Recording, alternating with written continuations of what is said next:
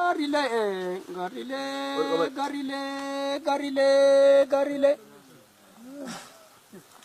Lafti baane fageena, subiyaane adeena, bombi nuti kaate ajee walgayii teena, sabni mufate kaisi lola kenna walgayii kenna jeena.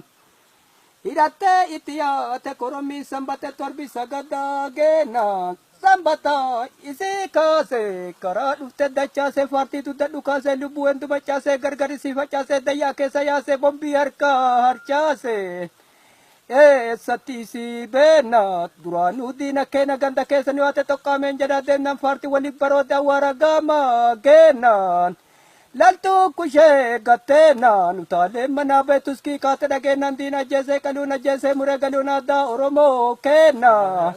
Heddu halaala nyaate aluu magaalaan teena awwaarti kadhoon kaate baqqala dirree geenaan.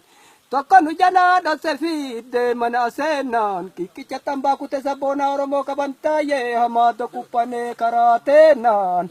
Gaffisee biraan bayee fiigee tira naannee loltuun garaa nageenaan. Tokkaamee biyya teena kijibdoolee biyya na gaafa jarrisi gatte gaafa lafatti hafte akka taatu wadha geenna.